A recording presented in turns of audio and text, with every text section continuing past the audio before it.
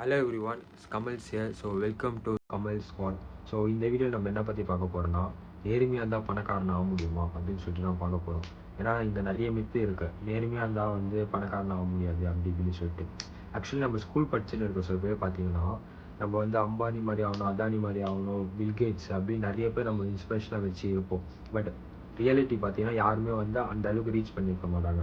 So அந்த அளவுக்கு reach பண்ணாத காரணம் வந்து என்ன விஷயம் அப்படின்னு சொல்லி நான் தேடி பார்க்குறப்போ இந்த விஷயம்லாம் தெரிஞ்சிச்சு. ஸோ அந்த 13 விஷயம் நமக்கு தெரிஞ்சிருச்சுன்னா நம்ம வந்து அம்பானி மாதிரி அதானி மாதிரி ஆக முடியுமா நான் கேரண்டி கொடுக்க முடியாது. பட் ஆனால் வந்து இப்போ இருக்க ஃபினான்ஷியல் சுச்சுவேஷன் வந்து நீங்கள் பெட்டர் ஆகலாம். ஸோ அதுக்கு நான் அஷூரன்ஸ் கொடுக்க முடியும். ஸோ வந்து நீங்களும் கூட அம்பானி ஆகணும் அதானி ஆகணும்னு நினச்சிருக்கிறாங்க இல்லையா? ஸோ அதுக்கான ப்ராசஸ் என்ன அப்படின்னு சொல்லிட்டு நம்ம பார்க்கலாம். அவங்க வந்து என்னென்ன விஷயத்தெல்லாம் ஃபாலோ பண்ணி அவங்க அந்த அளவுக்கு ரீச் பண்ணியிருக்காங்க அப்படின்னு சொல்லிட்டு நம்ம பார்க்கலாம். இந்த வீடியோவில் 13 சீக்ரெட்ஸ் வந்து இப்போ நீங்கள் தெரிஞ்சுக்க போகிறீங்க இந்த வீடியோ நீங்கள் பார்க்கறது மூலிமா. ஸோ ஃபர்ஸ்ட் ஒன் பார்த்தீங்கன்னா வந்து buy only what you need. அதாவது வந்து பை ஒன்லி வாட் யூ நீட்னா உங்களுக்கு தேவையான விஷயத்த மட்டும் வாங்குங்க. இப்போ ஒருத்தர் நீங்கள் இம்ப்ரெஸ் பண்ணணும் அப்படின்னு சொல்லிட்டு நீங்கள் ஒரு விஷயம் வாங்குறீங்க பார்த்தீங்களா, அது வந்து உங்களுக்கு தேவையில்லாத விஷயம்.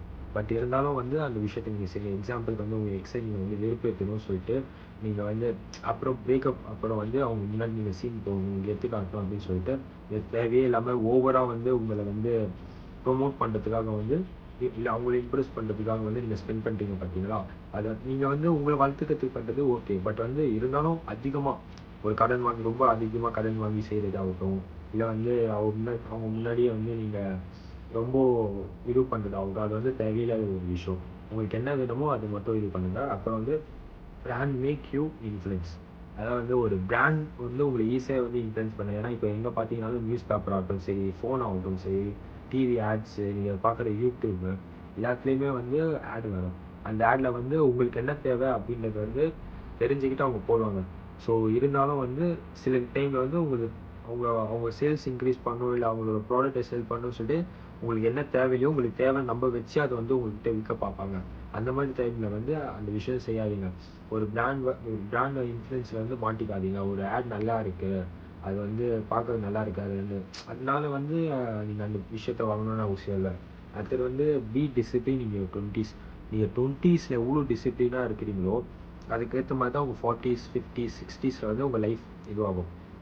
நீங்கள் 20ஸில் வந்து டிசிப்ளினாக ஒரு மணி சேவ் பண்ணுற ஒரு விஷயமாகட்டும், அடுத்தது வந்து ஒரு உங்கள் செல்ஃப் க்ரூமிங்க்கு நீங்கள் இம்பார்ட்டன்ஸ் கொடுக்குறதாகட்டும், நீங்கள் ஜிம்முக்கு போய் உங்கள் ஃபிசிக்கை மெயின்டைன் பண்ணுறதாகட்டும், இந்த டிசிப்ளினாக வந்து நீங்கள் ஒரு விஷயத்தை வந்து 20ஸ்லேருந்தே நீங்கள் செஞ்சுட்டு வந்தீங்கன்னா உங்களோட 30s 40s 60ஸில் வந்து நீங்கள் சூப்பராக இருப்பீங்க.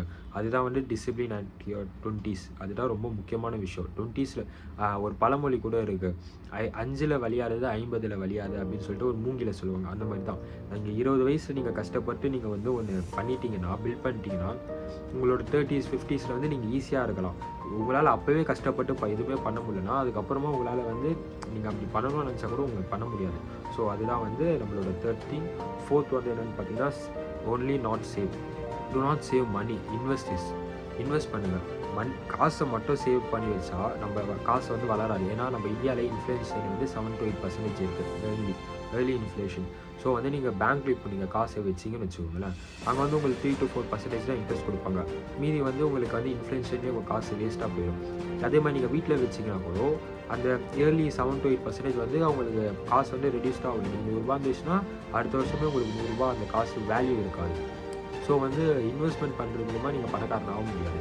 ஸோ சேவ் பண்ணுறது மூலிமா நீங்கள் பணக்காரன் ஆக முடியாது. இன்வெஸ்ட் பண்ணால் மட்டும்தான் உங்களால் பணக்காரன் ஆக முடியும். ஸோ வந்து உங்கள் பேரண்ட்ஸ் கிட்ட இல்லை வந்து நீங்கள் ஒரு வேறு ஏதாச்சும் ஒரு ஸ்டாக்லையோ அந்த மாதிரி இன்வெஸ்ட் பண்ண போனீங்கன்னா சிபி ரெகுலேட்டர் அட்வைசர் கிட்ட நீங்கள் கேட்டு நீங்கள் இன்வெஸ்ட் பண்ண ஸ்டார்ட் பண்ணுங்கள். உங்கள் 20ஸ்லேயே நீங்கள் இன்வெஸ்ட் பண்ண ஸ்டார்ட் பண்ணிங்கன்னா நீங்கள் வந்து உங்கள் லைஃப் ஒரு 40-50ல் வந்து நீங்கள் நல்ல ஒரு செட்டிலான ஒரு பிளேஸில் இருக்கலாம். ஸோ நெக்ஸ்ட் திங் வந்து என்னென்னு பார்த்தீங்கன்னா buying house, not at all need.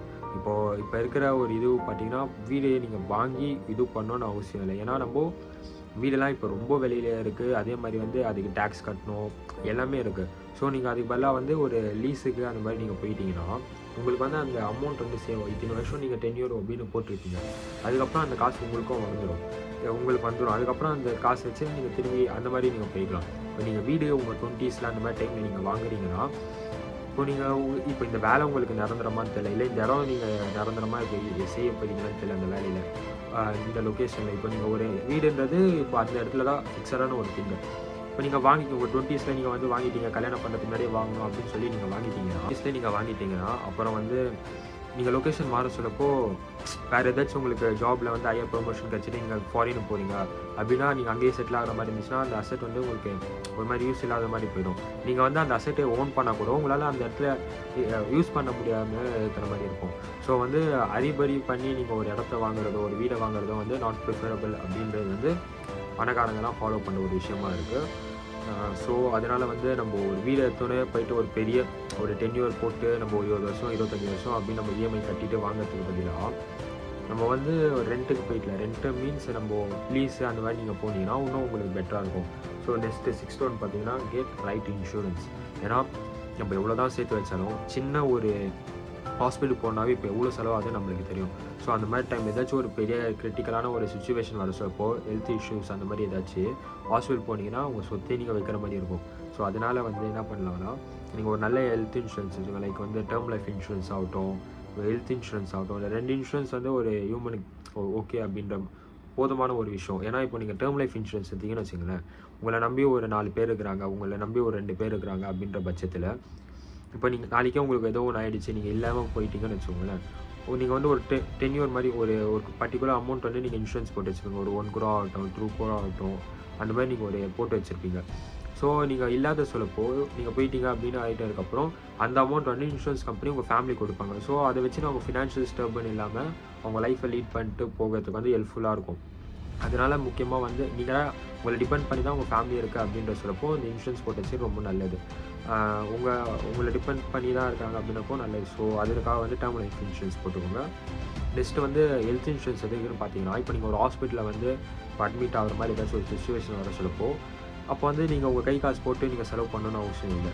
நீங்கள் இப்போ நல்ல ஒரு ஹெல்த் இன்சூரன்ஸ் போட்டு வச்சுருந்தீங்கன்னா நீங்கள் அதுலேருந்தே வந்து நீங்கள் கவரேஜ் மூலிமா நீங்கள் வந்து கவர் பண்ணிக்கலாம். அதனால் வந்து ஒரு நல்ல ஹெல்த் லைஃப் இன்சூரன்ஸும் டேர்ம் லைஃப் இன்சூரன்ஸும் போட்டு வச்சுக்கோங்க. அது ரொம்ப நல்லது. அப்புறமா வந்து அண்டர்ஸ்டாண்ட் த டேக்ஸ் அப்படின்ற ஒரு விஷயத்தை அண்டர்ஸ்டாண்ட் பண்ணிக்கோங்க. நீங்கள் வந்து ஒரு ஆடிட்டர்கிட்ட கொடுத்து தான் வந்து எல்லா விஷயமும் பண்ணணும் அப்படின்ற மாதிரி இல்லாமல் இப்போ நீங்கள் ஒரு டேக்ஸை நல்லா அண்டர்ஸ்டாண்ட் பண்ணிட்டீங்கன்னா பேசிக்காக அவங்க என்ன பண்ணுறாங்க அப்படின்ற ஒரு விஷயமாச்சும் உங்களுக்கு தெரியணும்ல. உங்களுக்கு எதுவுமே புரியாமல் நீங்கள் அப்படியே போய் கொடுத்தா அது அவ்வளோ இதுவாக இருக்காது இல்லை. அது ஒரு நல்ல விஷயம். நீங்கள் டேக்ஸ் நல்லா புரிஞ்சு வச்சிங்கன்னா அது ஒரு சூப்பரான ஒரு விஷயமா இருக்கும். உங்களுக்கு நல்ல ஹெல்ப்ஃபுல்லாக இருக்கும். உங்களுக்கு ஃபியூச்சரில் நீங்கள் அது நல்லா தெரிஞ்சு புரிஞ்சு வச்சுக்கிட்டீங்கன்னா. நெக்ஸ்ட்டு வந்து என்னென்னு பார்த்தீங்கன்னா யூஸ் கிரெடிட் கார்டு வைஸ்லி. ஏன்னா இப்போலாம் கிரெடிட் கார்டு பார்த்தீங்கன்னா பயங்கரமாக எல்லோரும் யூஸ் பண்ணுறாங்க. அதை பற்றி அவேர்னஸே இல்லாமல் இஷ்டத்துக்கு யூஸ் பண்ணுறாங்க. அவங்களுக்கு லிமிட் அவ்வளோதான் கொடுத்துருப்பாங்க, ஆனால் அந்த லிமிட்டை தாண்டியும் அவங்க யூஸ் பண்ணுறவங்களாம் இருக்கிறாங்க, நான் பார்த்துருக்கேன். ஸோ அந்த மாதிரி வந்து நீங்கள் கிரெடிட் கார்டு யூஸ் பண்ண கடன்றது வந்து ஒரு கத்தி மாதிரி. அதை நீங்கள் வந்து எப்படி யூஸ் பண்ணுறீங்கன்ற பொறுத்து தான் இருக்குது. அதை வந்து நல்ல விதமாகவும் யூஸ் பண்ணலாம், இல்லை நீங்கள் உங்கள் அழிச்சிக்கிறதுக்காகவும் நீங்கள் யூஸ் பண்ணிக்கலாம். ஸோ கிரெடிட் கார்டு இன்ட்ரெஸ்ட்லாம் பார்த்திங்கன்னா ரொம்ப ரொம்ப அதிகமாக போடுவாங்க. நீங்கள் ஒரு நாள் 2 நாள் நீங்கள் வந்து அந்த டியூ டேட்டில் நீங்கள் கட்டாமல் விட்டுட்டிங்கன்னா ஸோ பார்த்து பத்திரமா யூஸ் பண்ணுங்கள். கிரெடிட் கார்டு வைஸ்லி உங்கள் என்ன தேவையோ அதுக்கேற்ற மாதிரி உங்களால் கரெக்டான டைமுக்குள்ளே கட்ட முடியும் அப்படின்னா மட்டும் நீங்கள் கிரெடிட் கார்டு யூஸ் பண்ணுங்கள். நெக்ஸ்ட் ஒன் பார்த்தீங்கன்னா டெவலப் குட் ஹேபிட்ஸ். ஒரு நல்ல ஹேபிட்ஸை வந்து நீங்கள் வளர்த்துக்கோங்க. அந்த ஹேபிட்ஸ் வந்து உங்கள் பேக்கெட் ஃப்ரெண்ட்லியாகவும் இருக்கணும். ஏன்னா இப்போ உங்களுக்கு சாப்பிட்றது தான் பிடிக்கும் அப்படின்னு சொல்லிட்டு நீங்கள் ஒரு நாளைக்கு வந்து காஃபிக்காகட்டும் வேறு ஏதாச்சும் ஒரு பொருளுக்காகட்டும் நீங்கள் 100 200 செலவு பண்ணிங்கன்னா ஒரு நாளைக்கு நீங்கள் 100 செலவு பண்ணிங்கனாவே அது 300. இப்போ நீங்கள் காலேஜ்லாம் படிக்கிறீங்க அப்படின்னு சொல்லப்போ உங்களுக்கு பேக்கெட் மணி அப்படின்றதே கம்மியாக தான் வரும். ஸோ அதுவே நீங்கள் சாப்பாடுக்காகவே செலவு பண்ணிட்டீங்க, ஒரு காஃபிக்காகவோ இல்லை வேறு ஏதாச்சும் ஒரு இதுக்காகவோ நீங்கள் 100 3000 ஒரு மாதத்துக்கு செலவு பண்ணுறீங்க அப்படின்னா அது வந்து உங்களுக்கு ரொம்ப ஒரு இதுவாக இருக்கும், கஷ்டமாக இருக்கும். நீங்கள் ஃப்யூச்சரில் வந்து அந்த காசு நீங்கள் அதுவே எடுத்து வச்சு இன்வெஸ்ட் பண்ணிட்டீங்கன்னா அது காம்பவுண்டிங்கில் உங்களுக்கு நல்ல ஒரு ரிட்டர்ன் கொடுக்கும். 100 நீங்கள் உங்களுக்கு கிடைக்குதுன்னு வச்சுக்கோங்களேன், அதில் ஒரு 50 செலவு பண்ணால் 50 எடுத்து வச்சு அதை இன்வெஸ்ட் பண்ணுங்கள். ஸோ அது வந்து உங்களை சீக்கிரமாக பணக்காரனாகும். ஒரு ஹேபிட், ஒரு குட் ஹேபிட்டாகவும் அது இருக்கும். சேர்த்து வைக்கணும் அப்படின்ற ஒரு விஷயம். வர காசு எல்லாமே மொத்தமாக செலவு பண்ணாமல் எடுத்து வச்சு செலவு பண்ணிங்கன்னா அது ஒரு நல்ல ஒரு விஷயமா இருக்கும். நெக்ஸ்ட் வந்து பார்த்தீங்கன்னா லேர்ன் மோர் ஸ்கில்ஸ். இப்போலாம் பார்த்தீங்கன்னா ஸ்கில்ஸ் தான் வந்து ரொம்ப இம்பார்ட்டன்ஸ் கொடுக்குறாங்க. ஸோ வந்து இப்போது எந்த கம்பெனிலாகட்டும் பார்த்தீங்கன்னா உங்களோட டிகிரியோட உங்கள் ஸ்கில்ஸ் எப்படி இருக்குது அப்படின்னு சொல்லிட்டு ரொம்ப இம்பார்ட்டண்ட்டாக பார்க்குறாங்க. ஸோ அந்த மாதிரி இப்போ இருக்கிற ஃபியூச்சர் ஸ்கில்ஸ் எல்லாம் கற்றுக்கோங்க. நீங்கள் எந்த ரோலுக்கு வந்து இப்போது நீங்கள் ஒரு கம்பெனி இருக்குன்னா அந்த கம்பெனியில் நீங்கள் போகணுன்னு ஆசைப்பட்டு அந்த கம்பெனியில் என்ன ரோல் போகணுன்னு நீங்கள் இப்போவே டிசைட் பண்ணிட்டுங்க. அந்த ரோலுக்கு வந்து என்னென்ன குவாலிஃபிகேஷன்லாம் உங்களுக்கு வேணும், என்னென்ன ஸ்கில்ஸ்லாம் வேணும்னு சொல்லிட்டு இப்போவே வந்து நீங்கள் அதை லேர்ன் பண்ண ஆரம்பிச்சிட்டிங்கன்னா உங்களுக்கு ஈஸியாக வந்து அந்த கம்பெனியில் நீங்கள் ப்ளேஸ் ஆகிறதுக்கு ஈஸியான ஒரு சான்ஸ் இருக்குது. ஸோ அதுதான் வந்து லேர்ன் மோர் ஸ்கில்ஃபுல்லாக இருக்கோங்க. காலேஜ் முடிச்சிட்டோன்னே நம்ம படிப்பே முடிச்சிட்டோம் அப்படின்னு இல்லை. டே டு டே லைஃப்பில் வந்து நீங்கள் டெய்லி படிக்கணும். நீங்கள் டெய்லி வந்து அப்டேட்டடாக இருக்கணும். ஸ்கில்ஸ் ஓரியன்டாக வந்து நிறைய விஷயம் தெரிஞ்சுக்கணும். நிறைய ஸ்கில்ஸை வந்து வளர்த்துக்கிட்டே இருங்க. இந்த ட்ரெண்டுக்கு ஏற்ற மாதிரி ஸ்கில்ஸை வளர்த்துக்கிட்டே இருங்க. அப்போ தான் நீங்கள் சர்வை பண்ண முடியும். ஸோ வந்து ஸ்கில்ஸை வளர்த்துக்கோங்க. காலேஜ் முடிஞ்சதுக்கப்புறமும் வந்து படிப்பே முடிஞ்சிச்சுலாம் இல்லை. ஜஸ்ட்டு வந்து think before buying a car. இப்போது நீங்கள் ஒரு காரு அந்த மாதிரி ஒரு விஷயம்லாம் நீங்கள் வாங்க போகிறீங்கன்னு வச்சுக்கோங்களேன். அதெல்லாம் வந்து உங்களுக்கு அசட்ஸ் அப்படின்ற ஒரு கேட்டகரியில் வராது. அதெல்லாம் வந்து லைபிலிட்டி அப்படின்ற ஒரு கேட்டகரியில் வரும். இப்போ நீங்கள் கார் நீங்கள் வந்து வாங்குறீங்க ஒரு 5 லட்ச ரூபா அப்படின்னு பொறுத்து, அதுவே வந்து ஒரு வருஷம் கழிச்சு விற்க போனீங்கன்னா அந்த 5 லட்ச ரூபாய்க்கு அந்த கார் உங்களுக்கு போகாது. ஒரு 3 லட்சமோ ஒரு 3.5 லட்சமோ அந்த மாதிரி தான் எடுத்துப்பாங்க. அது ஒரு டிப்ரெசிங் அசெட். ஒரு டிப்ரெசிங் அசெட்டில் வந்து நீங்கள் ஒரு பல்கமான அமௌண்ட் வந்து உங்களோட யங் ஏஜில் வந்து நீங்கள் கொடுத்து அதுக்கும் ஒரு இஎம்ஐ போட்டு கார் வாங்கினீங்கன்னு வச்சுக்கோங்க. பெட்ரோல் சார்ஜு, அது வந்து மெயின்டெனன்ஸ் சார்ஜு, இஎம்ஐயில் வாங்கினா இஎம்ஐ, அதெல்லாம் நிறைய இருக்குது. அந்த மாதிரி விஷயம்லாம் இருக்குது. அதுபோல் நீங்கள் வந்து ஒரு ரேப்பிடோவோ ஓலாவோ இப்போ எவ்வளோ ஆப்ஸ் இருக்குது. அதில் வந்து நீங்கள் கேப் புக் பண்ணியோ இல்லை அந்த மாதிரி ஒரு விஷயத்த பண்ணி நீங்கள் அப்படி போயிடலாம். நீங்கள் ஒரு கார் வாங்கி வந்து அதில் தான் நீங்கள் ட்ராவல் பண்ணுவீங்க அப்படின்னா அது வந்து உங்களுக்கு சீக்கிரமாக ஒரு நீங்கள் வளர்கிறதுக்கு ஒரு தடியாக இருக்கும். அதனால தான் வந்து before buying a car think காருன்னு மட்டும் இல்லை, பைக் கூட நான் சொல்லுவேன். இப்போ இருக்க நிறைய யங்ஸ்டர்ஸ் வந்து சீக்கிரமாக வந்து சூப்பர் பைக் வாங்கணும். நீங்கள் பார்க்குற சூப்பர் பைக் எதுவுமே வந்து மைலேஜ் எதுவுமே கொடுக்காது அதிகமாக. அப்படின்ற சொல்லப்போ அவங்க வேலைக்கு போகவும் மாட்டாங்க. இப்போ காலேஜ் பேசிக்காக வந்து மோஸ்ட் ஆஃப் பார்த்தீங்கன்னா பேரண்ட்ஸ் காசுலேயே வாங்கணும் அப்படின்னு பார்ப்பாங்க. பெட்ரோலாக அவங்கள தான் போடுவாங்க. எதுக்கு பேரண்ட்ஸுக்கு டிஸ்டர்பன்ஸாக இருக்கிறீங்க? நீங்கள் வேலைக்கு போங்க, வேலைக்கு போய் சேர்த்து வைங்க, அதுக்கப்புறம் உங்கள் காசுலேயே நீங்கள் வாங்குங்க. அப்போ தான் வந்து அந்த வழி தெரியும். அப்போது வந்து நீங்கள் யோசிப்பீங்க, ஒரு கார் இவ்வளோ காசு கொடுத்து வாங்கணுமா, இல்லை ஒரு பைக் இவ்வளோ காசு கொடுத்து வாங்கணுமா, இவ்வளோ செலவு பண்ணணுமே, இவ்வளோ மெயின்டெனன்ஸ் இருக்குது அப்படின்னு சொல்லிட்டு. ஸோ பிஃபோர் நீங்கள் வாங்குறதுக்கு நல்லா யோசித்து ஒரு விஷயத்த வாங்குங்க. நெக்ஸ்ட் வந்து பார்த்தீங்கன்னா லேர்ன் ஏஐ ஸ்கில்ஸ். இப்போ இருக்க கரண்ட் சினாரியோவில் வந்து ஏஐ தான் இதுக்கப்புறம் எல்லாமே.